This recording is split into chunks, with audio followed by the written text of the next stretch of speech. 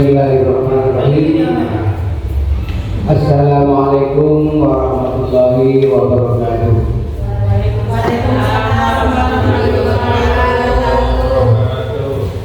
Alhamdulillahirabbil alamin. Wassalatu wassalamu ala asyrofil anbiya'i wal mursalin sayyidina Muhammadin wa ala alihi wa sahbihi ajmain. Yang saya hormati dan saya banggakan Bapak Ibu Guru SD Negeri di Prakulam 1. Marilah kita panjatkan puja dan puji syukur kehadirat Allah Subhanahu wa Ta'ala yang telah melimpahkan rahmatnya kepada kita semua sehingga kita bisa melaksanakan tugas pada siang hari ini dalam keadaan sehat dan walafiat. Salawat dan salam mudah-mudahan tercurah kepada junjungan kita Nabi besar Muhammad sallallahu alaihi wasallam. Bapak Ibu yang saya hormati, pada pertemuan kali ini kita akan melaksanakan berbagi praktik baik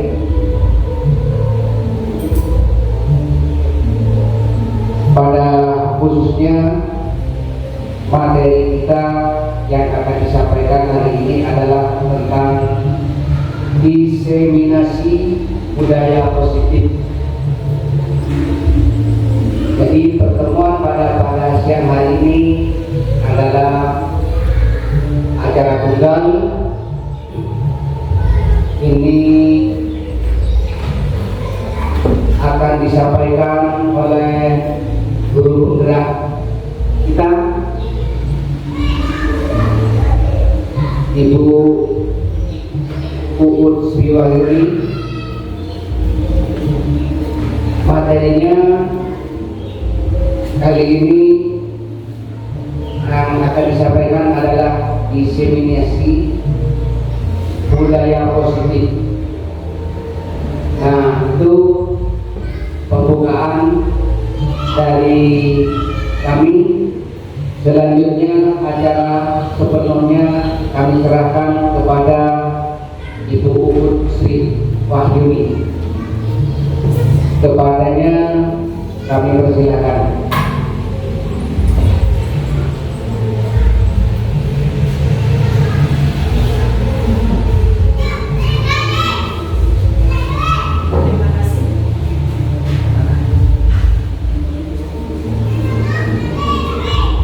Terima kasih. Assalamualaikum warahmatullahi wabarakatuh. Waalaikumsalam warahmatullahi wabarakatuh. Salam hormat saya kepada Bapak KS dan Bapak Ibu Guru Hebat SDN 1. Pada siang hari ini saya akan menyampaikan pendidikan materi yang sudah saya pelajari selama di program guru penggerak. Dalam hal ini saya akan mencobakan pemahaman dan menerapkan pengalaman budaya positif. Karena saya Bu Sriwahiri, calon guru penggerak angkatan 11 dari SD Negeri Prakulam 1 Kabupaten Probolinggo.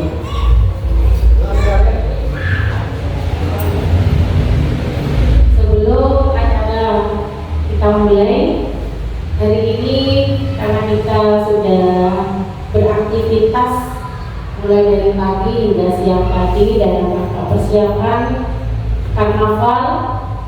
Jadi kita apa ya, agar ini nggak tegang, rehat, sambil kita langsung mendengarkan apa yang kita sampaikan. Sebelumnya untuk melepaskan lelah karena kita dari pagi hingga siang beraktivitas. Bukan ketawa ya. Jadi yuk kita senyum selama 20 detik. Saya kasih abal-abal dengan hitungan 1 sampai 3. Lalu mulai senyum. Bagaimana kalau berdiri? Kemudian ada depan dengan Bapak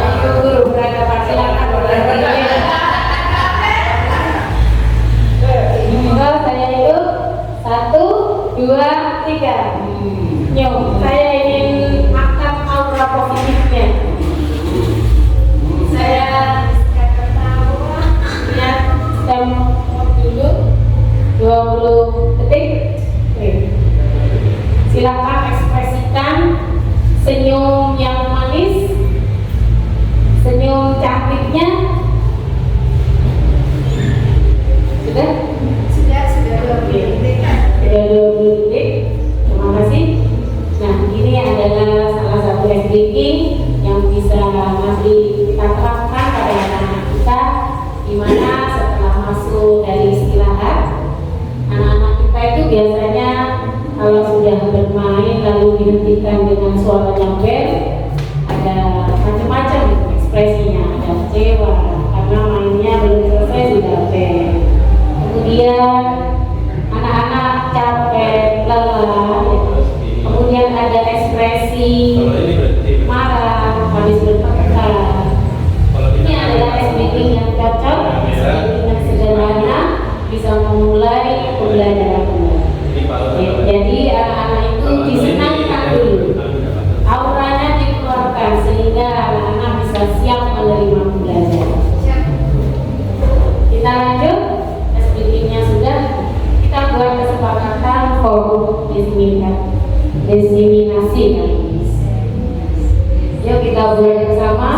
Ini saya ajukan pemantik dari saya, menghargai siapa yang berbicara dan yang berpendapat, tolong apapun yang disampaikan nanti dihargai. Kemudian kesepakatan menjadi pendengar yang baik. Nah, ini apapun nanti yang saya sampaikan dan pendapatnya apapun itu bisa diterima dengan baik. Izin saat hendak keluar dari kelas. Boleh jika ada kepentingan yang tidak bisa dilakukan, boleh keluar meninggalkan kelas, namun ada izinnya. Kemudian HP mode silent. Bisa deh. Mungkin dari sini ada kesepakatan yang ingin ditambahi. Monggo. Ada? Selesai. Tadi Bu Yeni apa? Bu Yeni makan-makan boleh Bu ya? Boleh makan dan minum dengan tenang. Setelah diseminasi, kita Oh lewat minum es campur. Monggo. Ini dengan kesepakatan sudah setuju, Bapak Ibu? Setuju. Kalau setuju, saya lanjutkan. Materi yang akan saya sampaikan pada hari ini ada konsep inti dari budaya positif. Konsep budaya positif ini yang terdiri dari perubahan paradigma belajar, kemudian disiplin positif, ada motivasi perilaku manusia, selanjutnya kebutuhan dasar, berikutnya posisi kontrol restitusi, kemudian keyakinan kelas, dan yang terakhir segitiga restitusi. Semua komponen inti budaya positif ini akan saya sampaikan pada pertemuan kali ini. Yang pertama, perubahan paradigma pembelajar. Nah, ini sudah tidak asing lagi, kita mengalami perubahan pembelajaran dari paradigma yang lama menuju paradigma yang baru. Tentunya sudah apa pembelajaran yang lama biasanya kita dengan istilah apa Pak? Gimana Pak? Iya, metode ceramah. Semua berpusat pada guru. Sekarang dengan mengalami paradigma yang baru, semua itu berpusatnya pada guru. Jadi pembelajaran dengan paradigma baru merupakan pembelajaran yang berpusat pada peserta didik dan pengembangan karakter yang sesuai dengan dimensi profil pelajar Pancasila. Untuk profil pelajar Pancasila di sini ada apa saja Pak? Bisa disebutkan? Disebutkan Pak tadi. Yang pelajar Pancasila. Iya. Beriman dan bertakwa. Bisa diajak nyanyi. Satu, beriman dan bertakwa kepada Tuhan Yang Maha Esa dan berrasa mulia. Dua, berkepentingan global. Tiga, bergotong royong. Empat, kreatif. Lima, bernalar kritis. Enam, mandiri.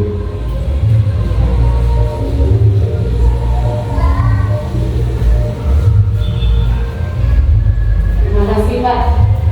Itu merupakan elemen dari dimensi profil belajar Pancasila yang nantinya kita akan terapkan dalam budaya positif di sekolah kita. Lanjut, disiplin positif. Kira-kira apa bayangannya Bapak dan Ibu kalau mendengar kata disiplin positif? Apa yang terbenak dalam pikiran Bapak? Disiplin yang baik-baik saja. Oh, disiplin itu yang baik-baik, ya nilai-nilai yang baik-baik. Ada lagi? Kebaikan. Kenapa mati? Disiplin dalam kebaikan. Disiplin dalam hal kebaikan. Disiplin tepat waktu. Tepat waktu. Menyebarkan disiplin pada anak-anak dengan cara yang positif. Tidak dengan cara yang positif. Yang disiplin positif menurut saya adalah menyebarkan hal yang baik kepada murid dengan cara yang baik, dengan cara yang menjadi contoh, seperti misalkan ada anak yang terlambat, kita tidak memberikan hukuman, tapi sesuai dengan kesepakatan yang telah kita buat bersama. Seperti itu contohnya. Ya, mungkin Bu Tuti bisa menambahkan. menambahkan kan? Dan cukup. Terima kasih tadi yang sudah disebutkan oleh Lesti, disebutkan oleh Pak Arti, dengan Bapak Anwar, juga itu sudah benar semuanya. Jadi disiplin positif itu merupakan suatu cara penerapan disiplin yang mengajarkan anak bertanggung jawab dan menumbuhkan kesadaran diri berdasarkan nilai-nilai kebajikan. Ini adalah salah satu contoh disiplin positif yang ada di lembaga kita. Salah satunya yasinan setiap hari Kamis. Kemudian menyambut kedatangan siswa, dalam hal ini biasanya guru BK. Mungkin ada lagi yang lain disiplin positif yang bisa disebutkan yang sudah diterapkan di sekolah kita. Apa Bu Yeni? Anak-anak melaksanakan tugas tiket kelasnya sesuai hari yang sudah disepakati di kelas. Oke, ada lagi Bu? Lesti ada? Kebiasaan Apa pembinaan? Pembinaan karakter ya? Karakter setiap hari Rabu. Keras. Kemudian ada lagi tentang tugas-tugas yang diberikan itu harus dilaksanakan dengan positif, disiplin, dan tidak melupakan tanggung jawab masing-masing. Tanggung jawab ya, ada tugas yang diberikan. Ada lagi Pak Adi mungkin? Misalnya setiap hari Jumat kita apa? Di hari Sabtu kita juga ada program apa? Monggo Bapak ada? hari Sabtu kita biasa belajar ekstrakurikuler menari oleh Bu Tuti. Ada lagi? Monggo.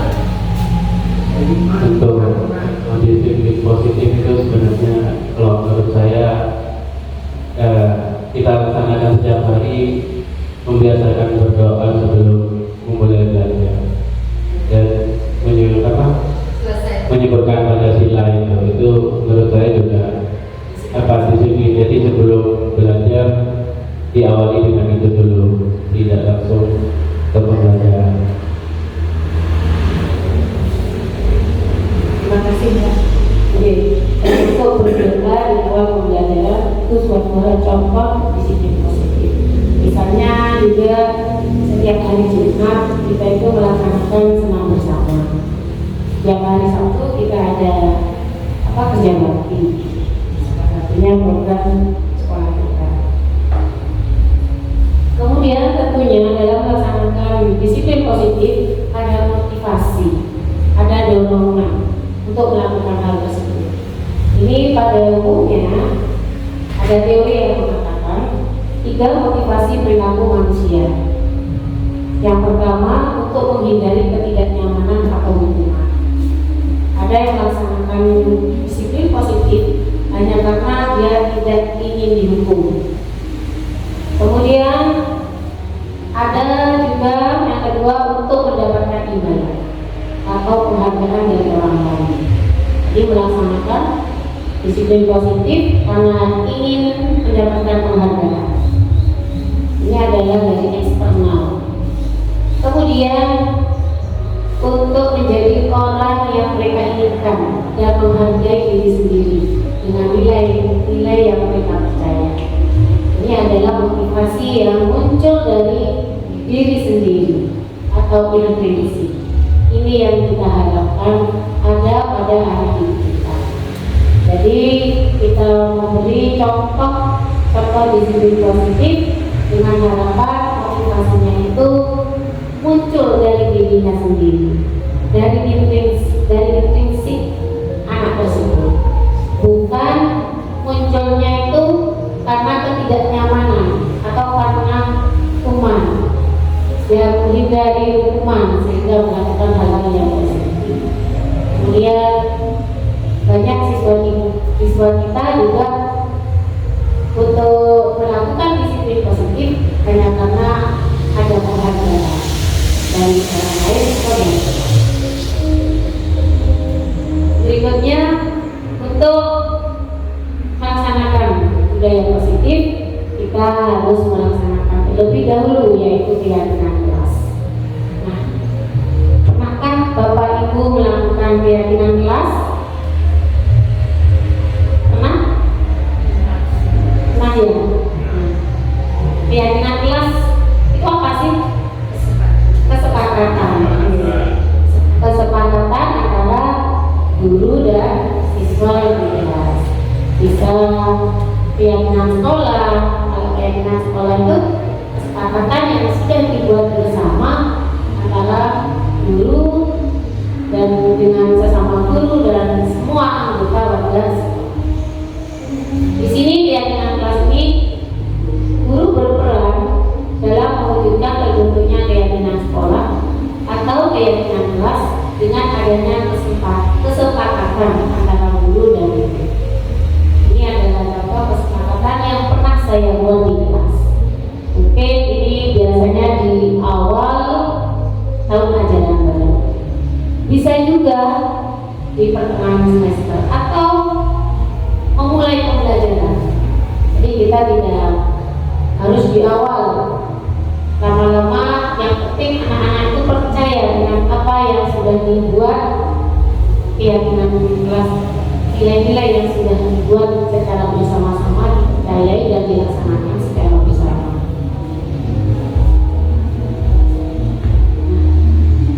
Untuk bisa melaksanakan keyakinan kelas, kita ada kebutuhan dasar.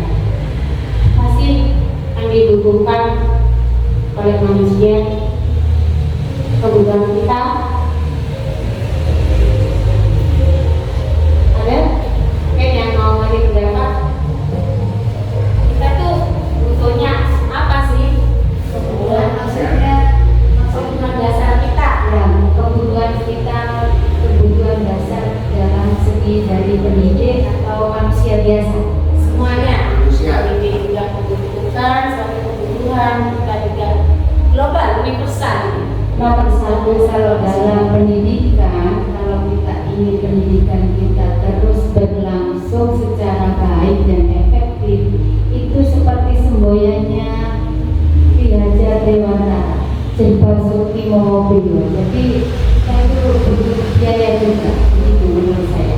Biaya, kemudian di sana ada simbolnya ya Bu, dolar ya. Nah, dolar itu diuangkan berarti biaya. Kemudian di sana ada simbol hati.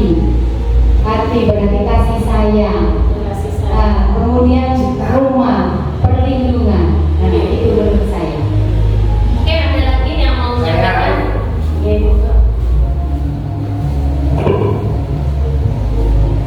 Kebutuhan dasar manusia itu ada 3. Yang pertama adalah kebutuhan primer, kemudian kebutuhan sekunder, dan kemudian yang terakhir kebutuhan tersier. Kebutuhan primer itu seperti kebutuhan makan, kemudian kebutuhan primer itu termasuk juga kebutuhan pendidikan, ada atau sandang. Yang kebutuhan tersier itu adalah punya mobil mewah, punya uang, punya rumah yang bagus untuk berlindung. Tuh, begitu. Terima kasih. Mungkin ada lagi. Pasti ingin menyampaikan kebutuhannya Pak Dia apa Pak Di sebenarnya? Butuh apa Pak Di? Untuk kasih sayang. Untuk kasih sayang.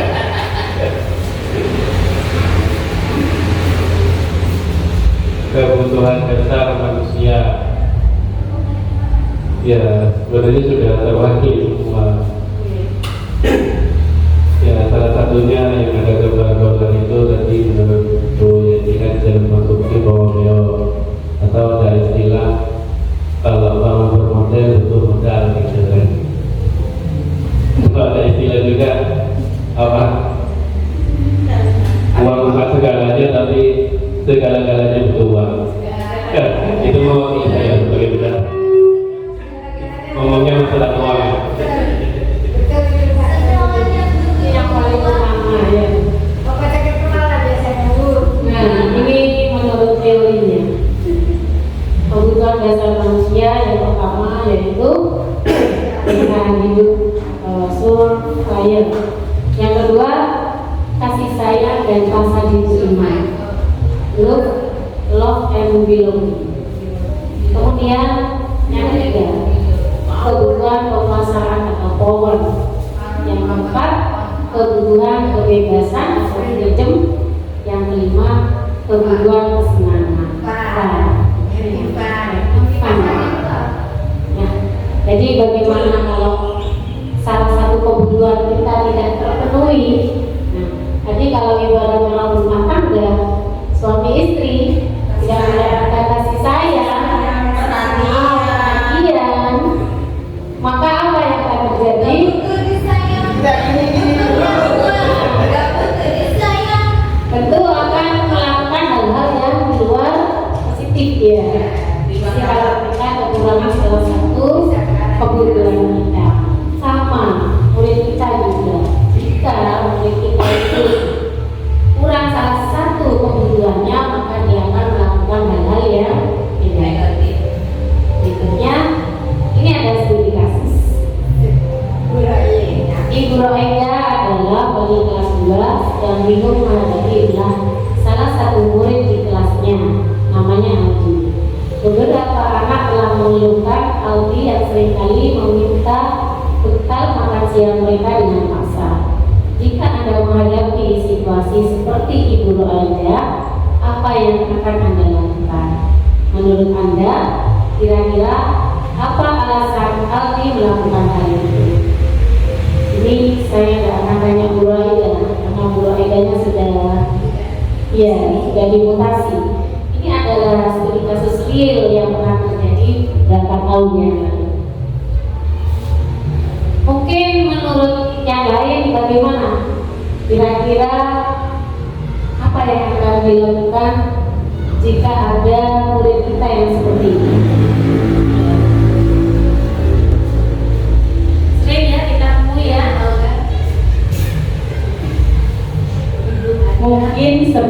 kita memanggil si Aldi atau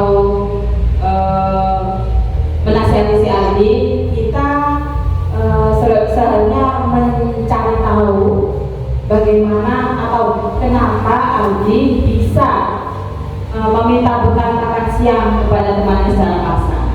Nah, kita harus selidiki dulu kenapa bisa begitu. Apakah di rumah dia tidak mendapatkan makanan yang lebih, atau orang tuanya belum masak, atau orang tuanya tidak memperdulikan dia bawa bekal apa tidak, kan harus seperti itu.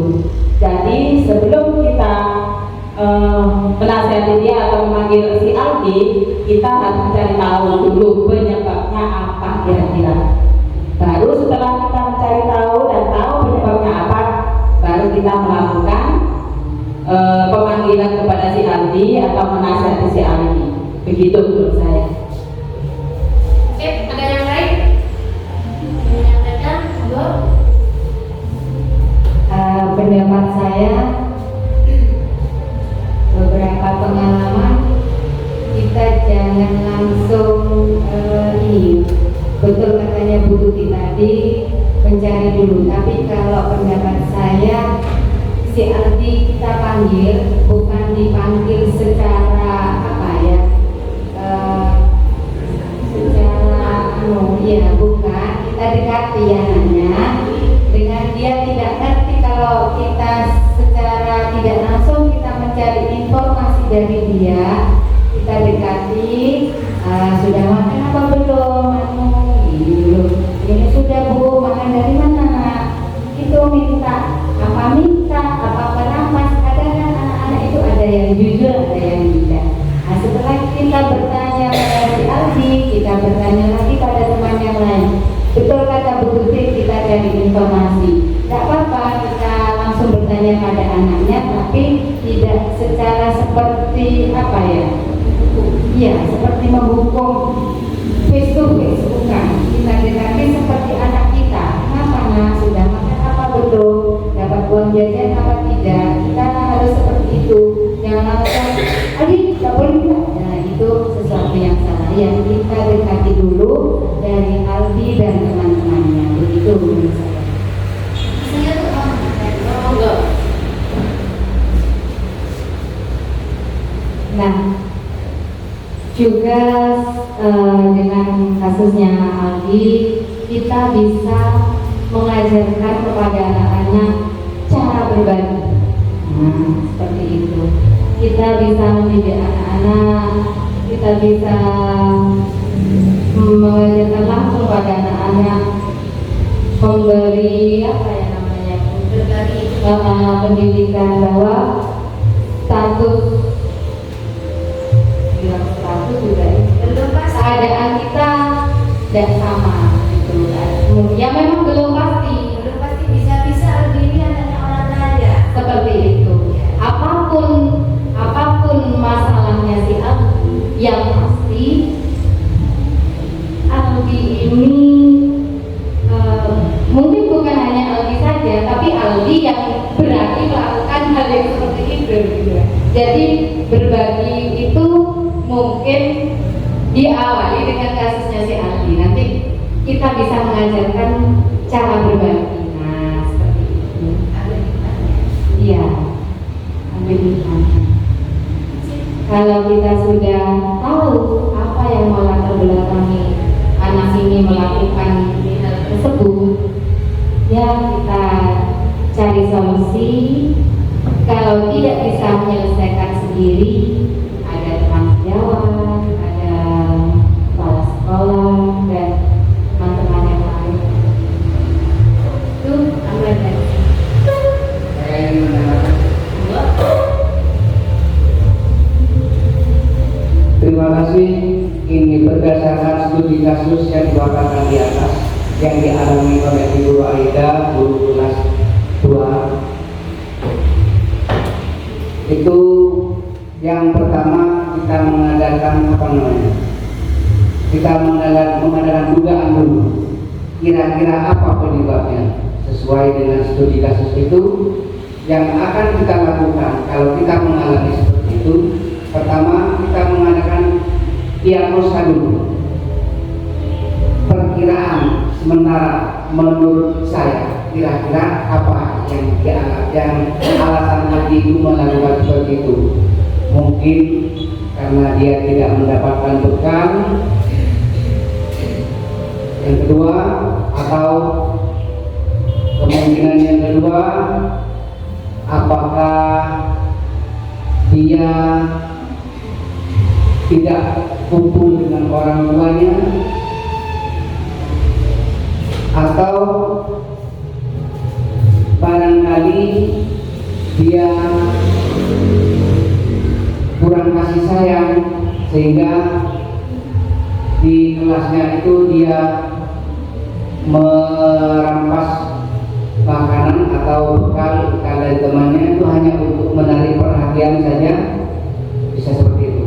Nah, untuk itu setelah kita kumpulkan beberapa dugaan-dugaan itu, kita adakan pendekatan. Kita adakan pendekatan terhadap Aldi dengan cara bertanya menggunakan teknik perdana, teknik menggali pertanyaan. Seperti yang disampaikan Bu Yeni tadi, pendekatannya, pertanyaannya yang menggali pertanyaan untuk mendapatkan informasi yang seperti itu.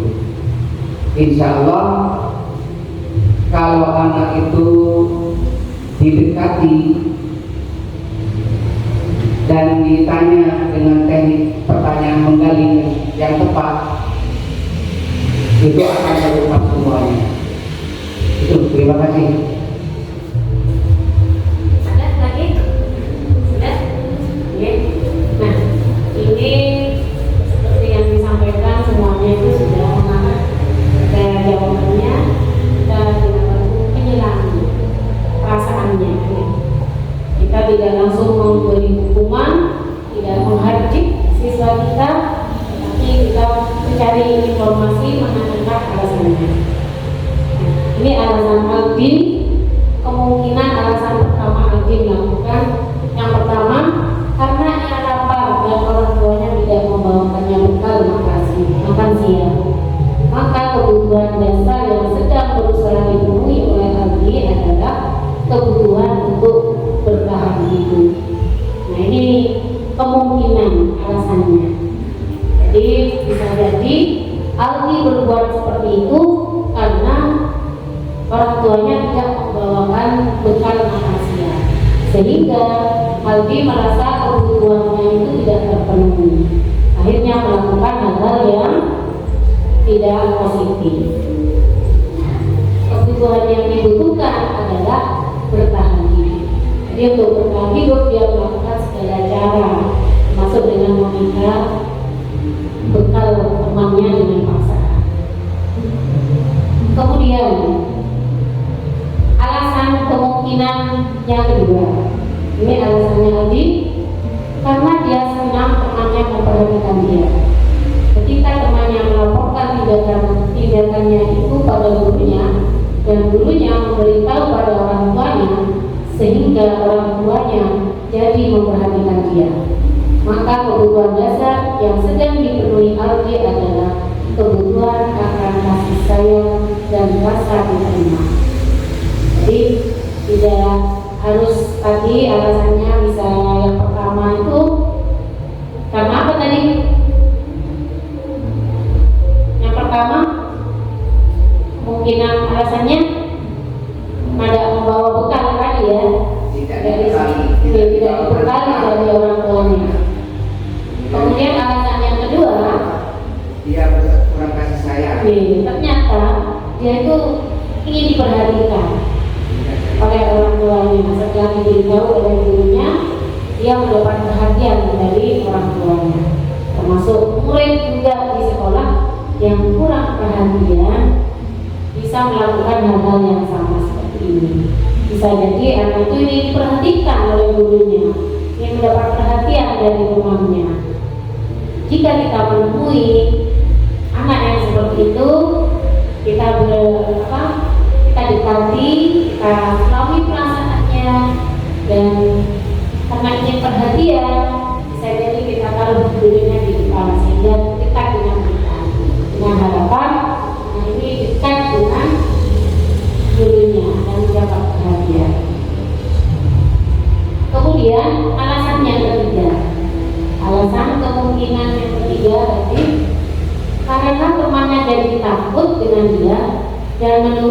keinginannya, maka sebetulnya Aldi sedang berusaha memenuhi kebutuhan dasarnya akan kekuasaan. Jadi karena Aldi ini ditakuti oleh temannya, setiap Aldi melakukan pemaksaan temannya menuruti segala keinginannya.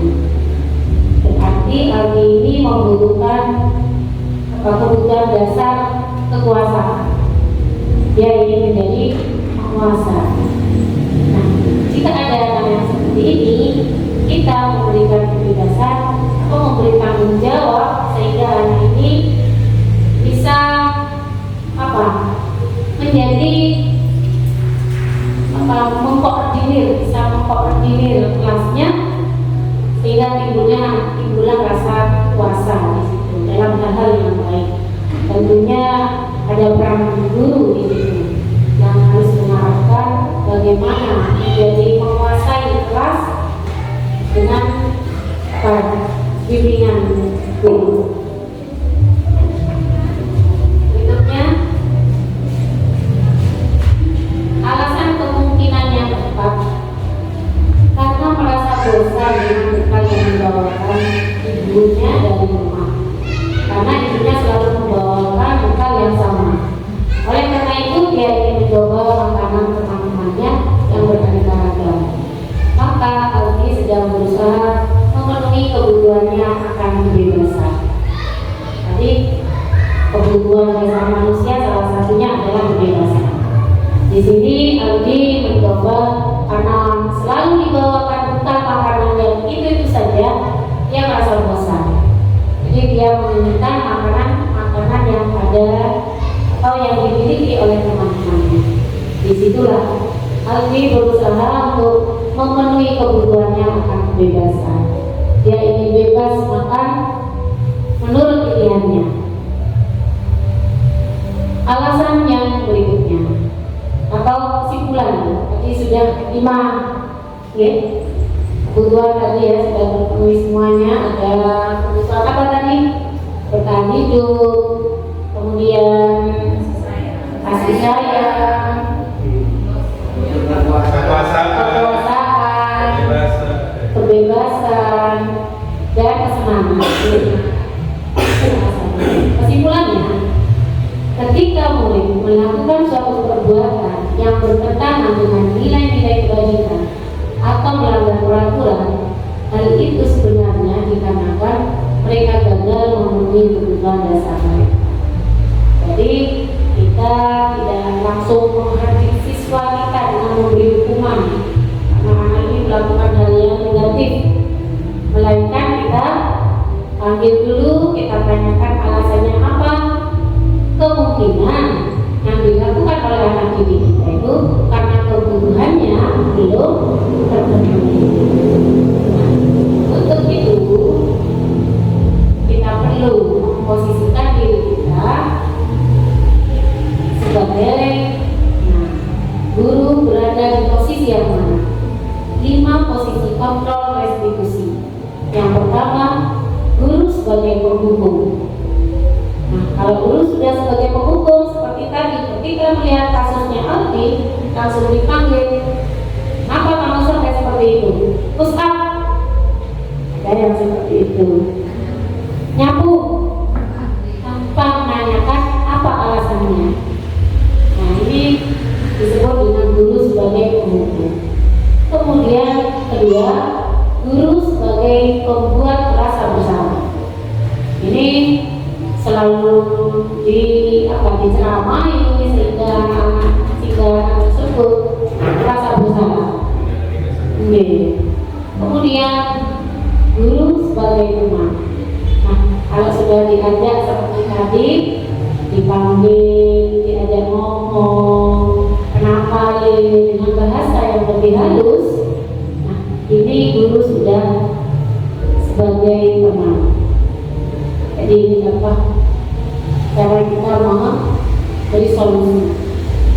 Selanjutnya guru sebagai pemantau. Ini lebih arahnya hanya dulu memantau siswa dengan bertanya, memberi pertanyaan, agak lebih hingga jawab dengan sendirinya. Kemudian yang terakhir, guru sebagai manajer. Nah, guru sebagai manajer artinya ini hampir sama dengan guru sebagai pemantau. Di sini guru lebih halus menanyakannya. Tadi kata kamu seperti itu Adi, lain kali jangan diulangi Adi, dimengerti, dipahami perasaannya. Apa kamu boleh bilang ke guru kalau kamu butuh seperti itu, makanya bilang ke guru nanti guru bisa mengajak teman-temanmu berbagi. Itu seperti apa yang dikatakan oleh tadi. Lanjut. Posisi kontrol restitusi. Di antara kelima yang tadi sudah saya sampaikan, ada guru sebagai penghukum, guru sebagai pembuat merasa bersalah, kemudian guru sebagai teman, guru sebagai pemantau, dan guru sebagai manajer. Dari kelima tadi sebaiknya kita berada di antara kelima posisi kontrol yang menggunakan posisi kontrol sebagai manajer. Biasanya ini Pak mungkin bisa dengan ya, lihat baca Pak, lihat Pak. Nah ini guru yang berbuat, nah ini yang identitasnya gagal, biasanya wajib menunjuk-nunjuk, ya. Kemudian orang yang merasa bersalah, berdrama, kejayaan yang mendalam, sehingga guru itu membuat siswa merasa bersalah. Kalau yang ini Pak, identitas ini menuju ke identitas sukses, jadi membuatkan alasan-alasan. Jadi guru menanyakan alasannya kenapa melakukan hal seperti itu. Kemudian guru sebagai pemantau biasanya hanya mengukur saja, ya. Mengukur dengan kesalahan-kesalahannya dan dengan sendirinya, sehingga kurang harus lagi kalau guru sebagai manajer ini mengajukan pertanyaan ini, sehingga guru bisa menumbuhkan intrinsiknya kesadaran akan kesalahannya untuk merubah sikapnya.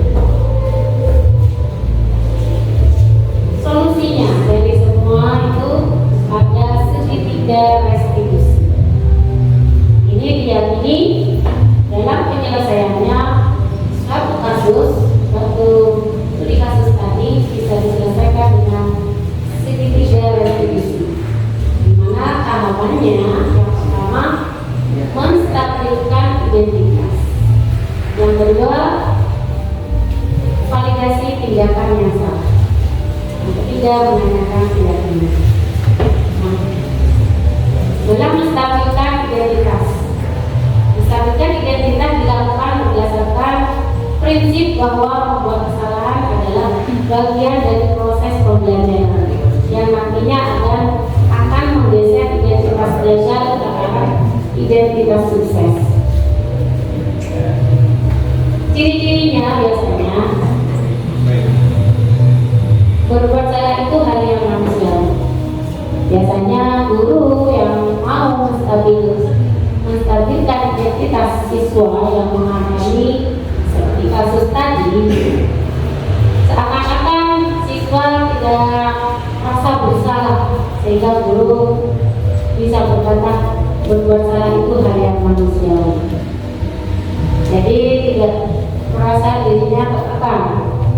Kemudian tidak ada manusia yang sempurna. Ciri-ciri berikutnya yaitu kita pasti bisa menyelesaikan permasalahan ini. Bapak itu tidak tertarik untuk mencari siapa yang benar, siapa yang salah. Bapak Ibu lebih tertarik menyelesaikan masalah. Seperti tadi misalnya kita dengan Aldi, dengan kasusnya Aldi tadi, kita bisa diajak ngomong, menjadi teman, ya. bisa menyampaikan seperti ini.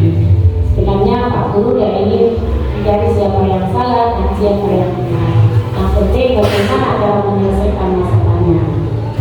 Kemudian ciri berikutnya, kalau kamu menyalahkan kamu terus, menyalahkan kamu terus menerus, apakah kamu bersikap baik pada dirimu sendiri?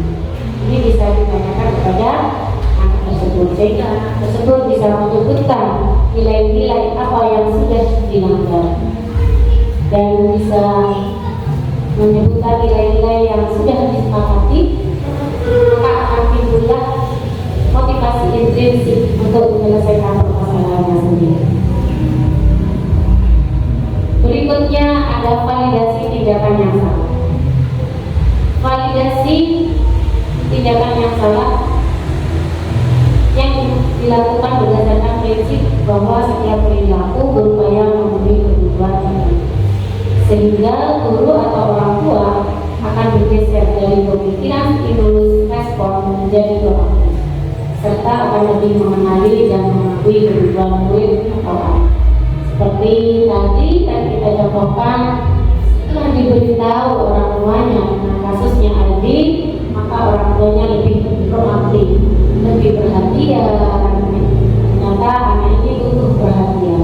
Gurunya juga dengan kejadian Aldi, dengan menanyakan alasannya, dengan menanyakan keyakinan kelas apa yang telah dilanggar, maka guru itu bisa mengetahui kebutuhan apa yang belum terpenuhi oleh Aldi. Salah satunya tadi kebutuhan kasih sayang. Berikut adalah ciri-ciri dari validasi tindakannya. Kamu pasti punya alasan mengapa kamu melakukannya. Tadi sudah ditanyakan ya. Kemudian apa yang penting?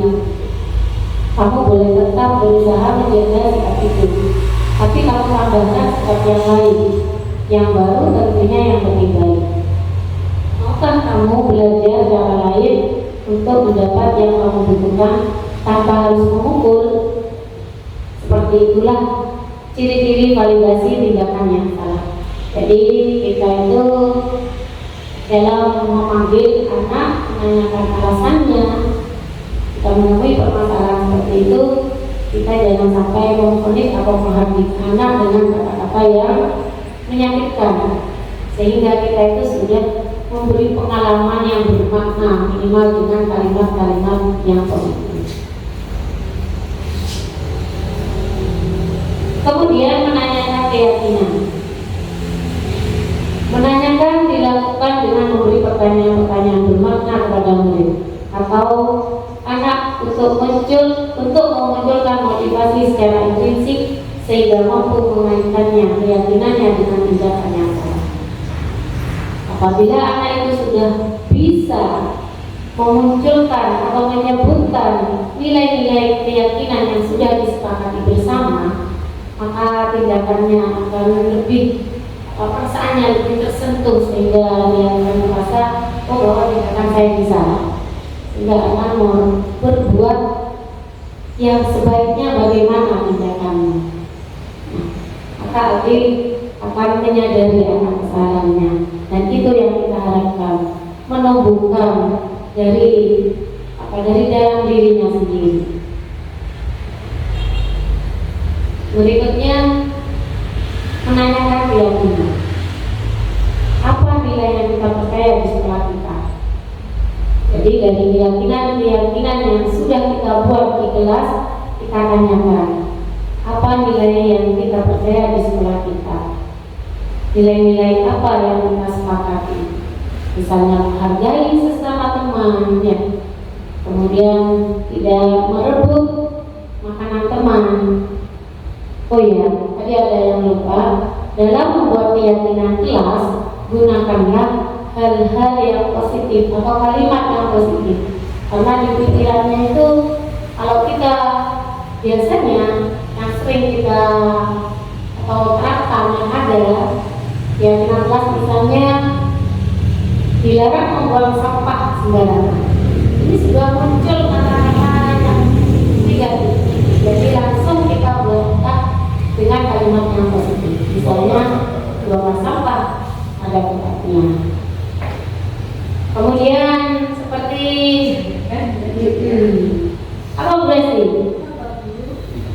Sisanya yang sering kita buat itu ternyata ada yang perlu diperbaiki kalimatnya. Misalkan Misalnya,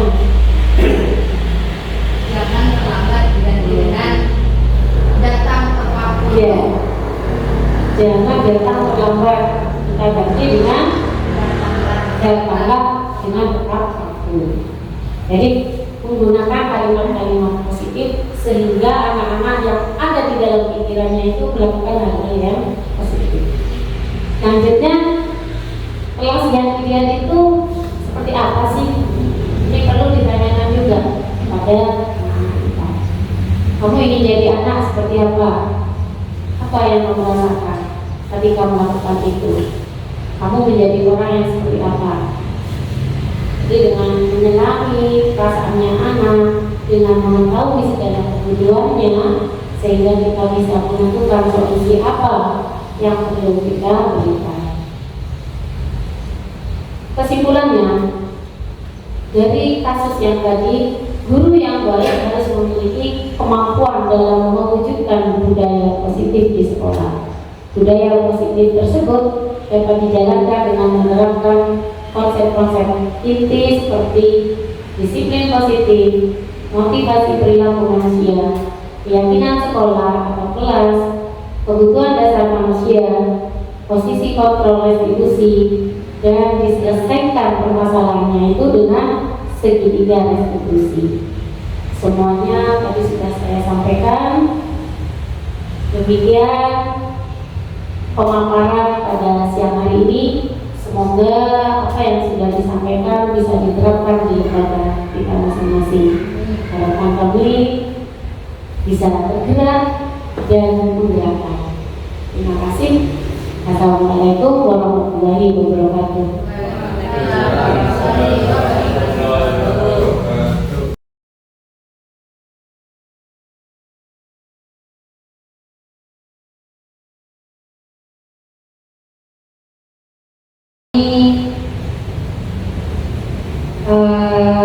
Ada banyak inspirasi dari pemaparan Bu Uut tadi tentang itu disiplin positif, motivasi kepada anak-anak, terus keyakinan, lalu kebutuhan dasar anak-anak. Kalau ada kasus seperti Aldi tadi, bagaimana kita memberikan tindak lanjut, lalu posisi kontrol restitusi tadi kami juga baru tahu apa itu segitiga restitusi. Dari apa yang sudah disampaikan atau yang sudah kita bahas pada hari ini, kami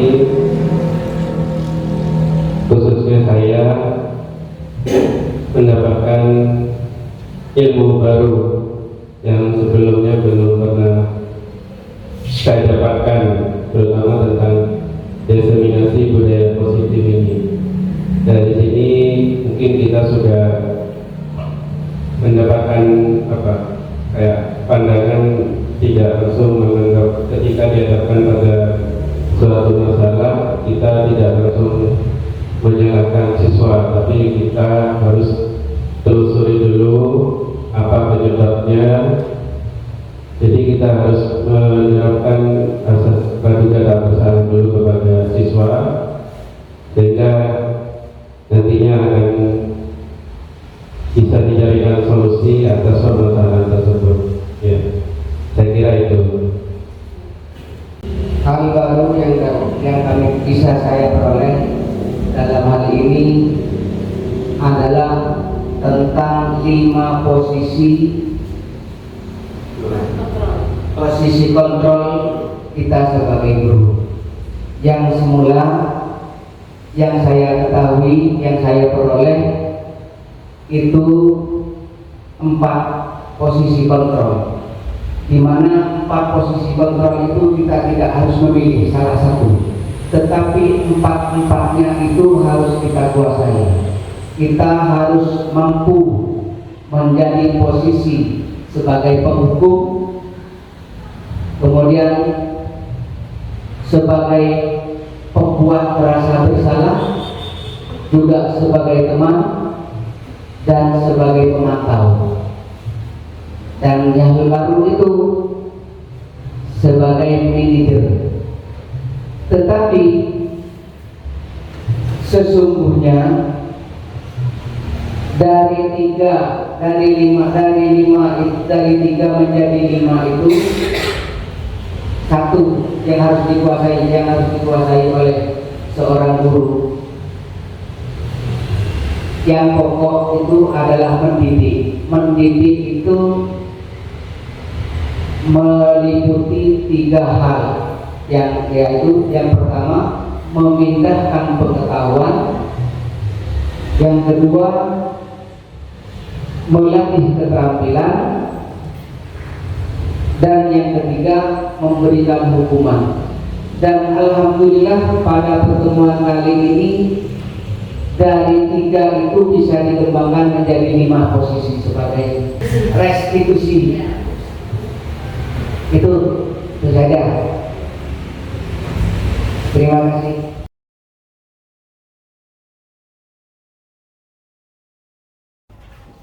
Assalamualaikum warahmatullahi wabarakatuh. Waalaikumsalam warahmatullahi wabarakatuh. Selamat pagi anak-anak. Pagi luar biasa. Apa kabar hari ini? Alhamdulillah luar biasa.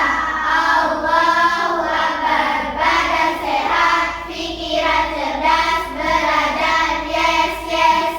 Narkoba no, prestasi oke.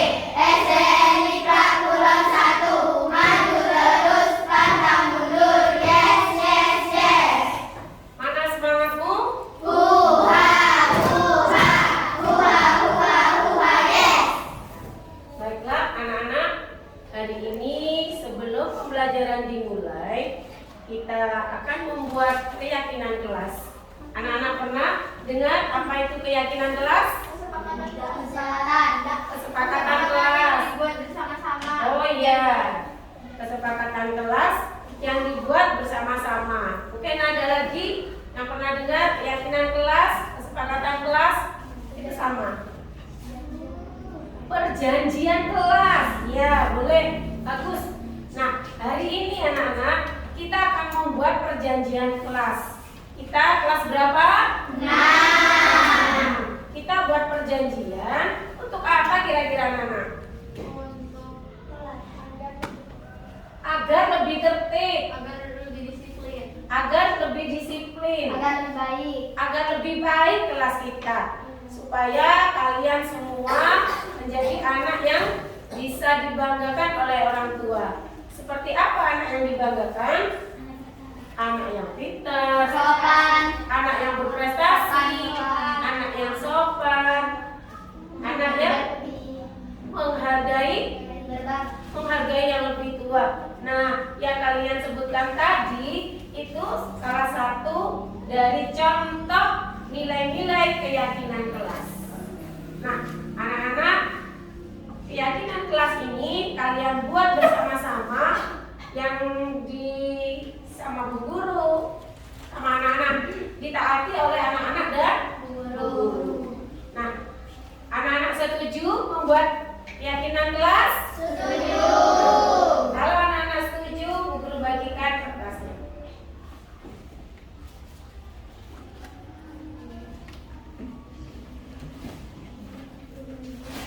Silakan anak-anak tulis satu keyakinan kelas pada kertas ini menggunakan kalimat yang positif anak-anak. Contohnya, nah, dilarang membuang sampah sembarangan. Jarang nggak boleh? Ya, itu kan negatif, dilarang. Nah, tidak usah ditulis dilarang, tidak boleh. Itu kalimat yang negatif. Kita buat kalimat yang positif. Seperti apa? Kalimat yang positif, misalnya menjaga kebersihan.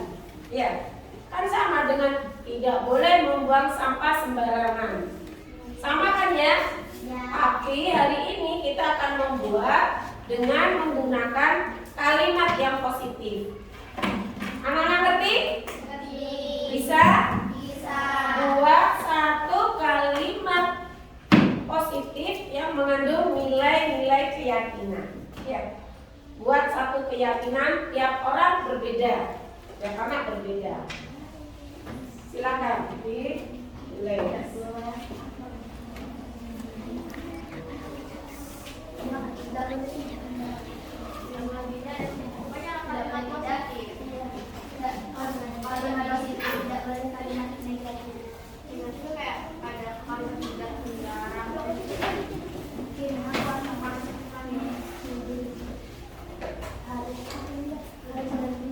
Ditulis yang sekarang ya, di luarnya ini yang ada lemnya, soalnya ini nanti ditempel ya.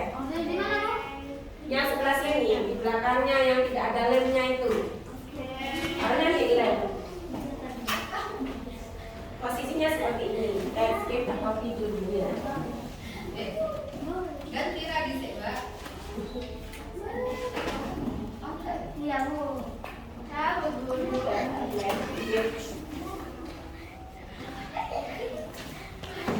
Kalau di sini ditunjuk. Di sini.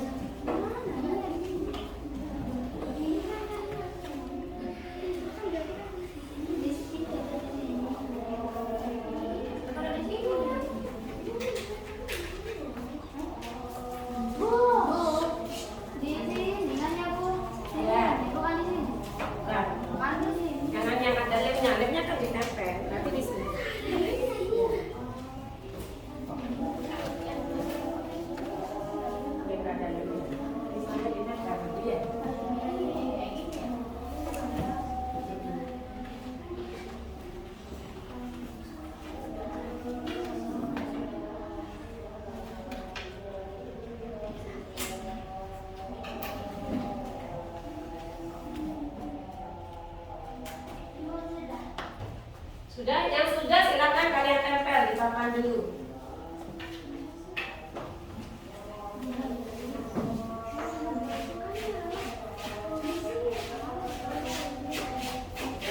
Yang sudah.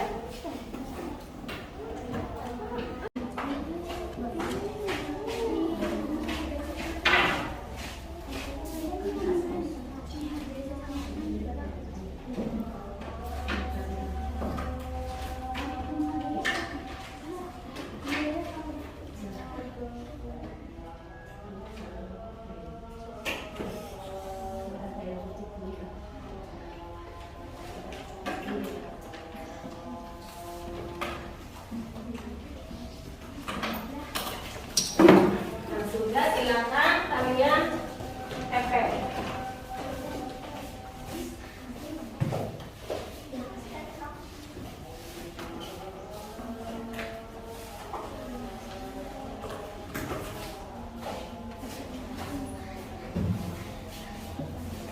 Satu kalimat positif.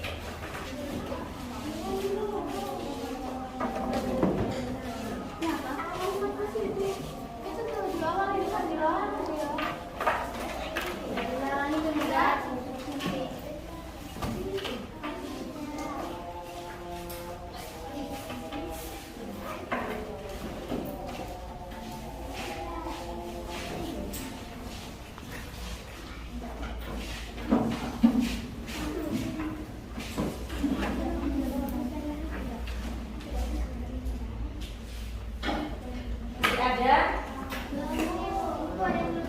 Ya, ditunggu.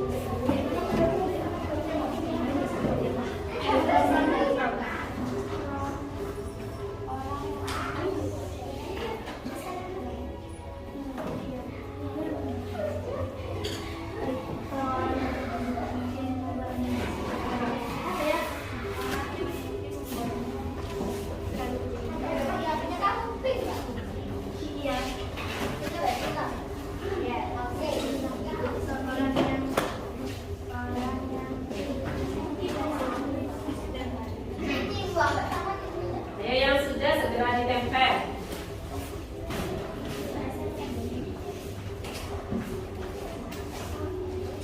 Kasih lem yang lepas dulu. Lem di meja.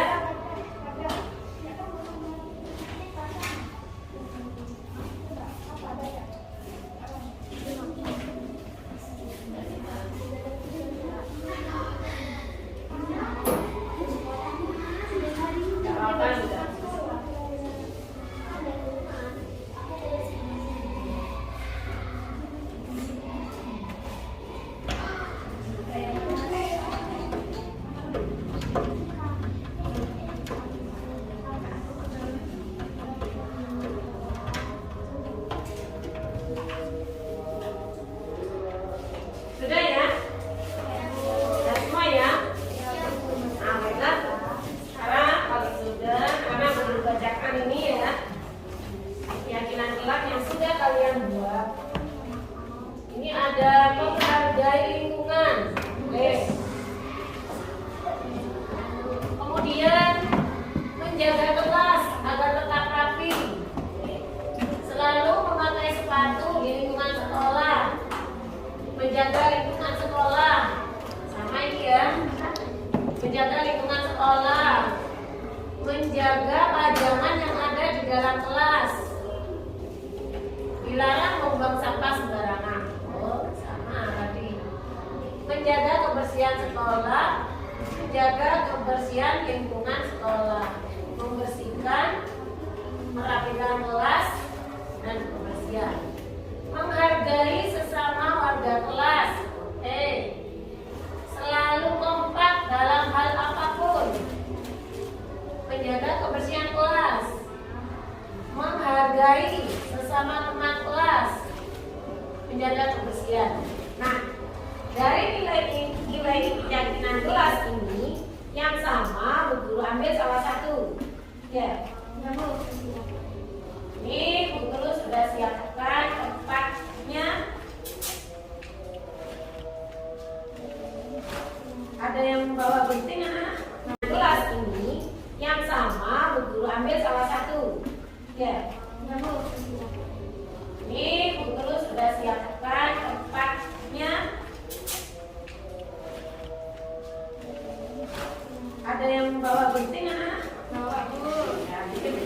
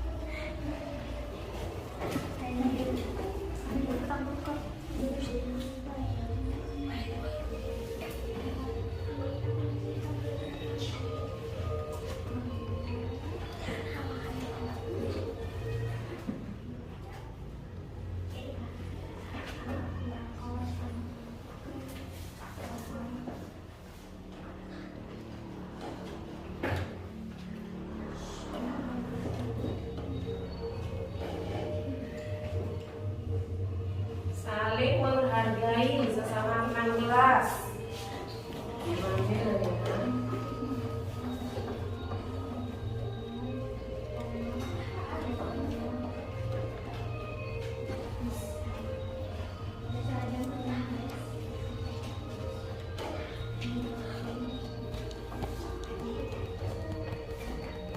Menjaga kelas agar rapi.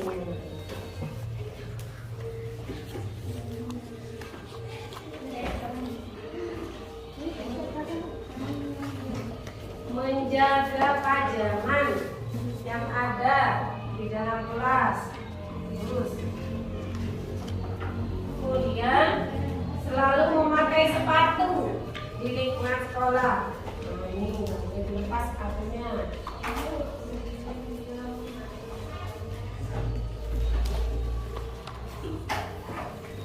Membersihkan bekas ini sudah, jaga lingkungan juga sama. Menghargai sesama teman juga ada ini. Kompak, nah selalu kompak dalam hal apapun ini.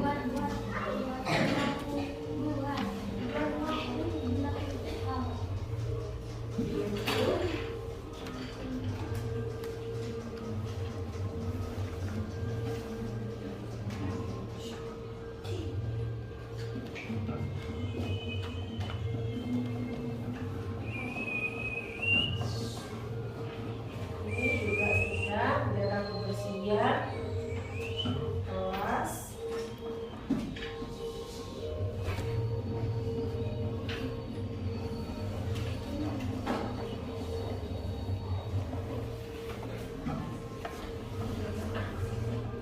Iya.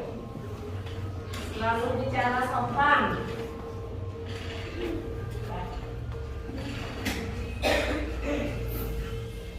Yang sisanya karena ini sama, jadi guru lagi. Oke. Dan di sini anak-anak, kesepakatan kelas atau keyakinan kelas yang telah kamu buat ada berapa, Nana? 6. Di antaranya saling menghargai sesama teman, menjaga kelas agar rapi, menjaga pajangan yang ada di dalam kelas, memakai sepatu, selalu memakai sepatu di lingkungan sekolah, kemudian selalu kompak dalam hal apapun, sopan dalam berbicara.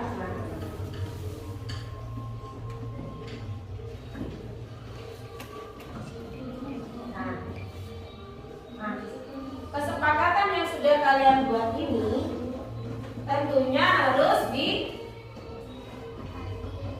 ditaati, dilaksanakan. Ya. Jika suatu hari nanti keyakinan kelas yang kalian buat itu kalian langgar, maka akan ada sanksinya dan kalian harus bertanggung jawab dengan apa yang telah kalian buat kesepakatan ini ya. Untuk itu anak-anak sudah setujukah dengan keyakinan ini? Setuju? Kalau setuju berarti anak-anak harus menandatangani apa yang sudah kalian sepakati. Untuk itu guru minta setiap orang menuliskan namanya dan tanda tangan bahwa kalian sudah sepakat dengan keyakinan yang sudah kalian buat bersama-sama. Mari. Ya, hanya namanya anak-anak dan tanda tangan saja.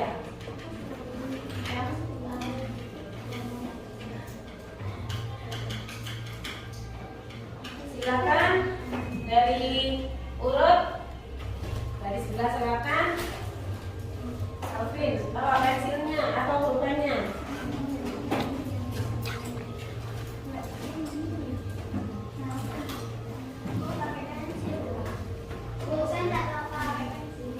Pensil boleh, pulpen boleh.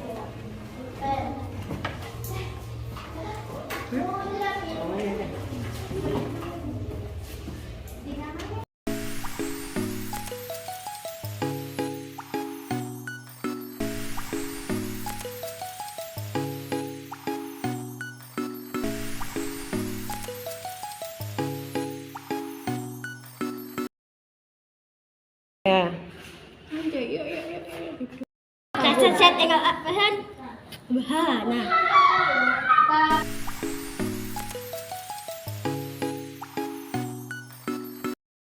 Assalamualaikum warahmatullahi wabarakatuh.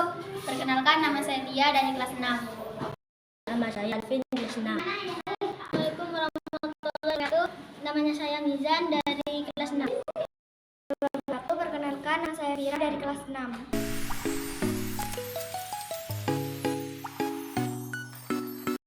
Gembira. Saya sangat semangat.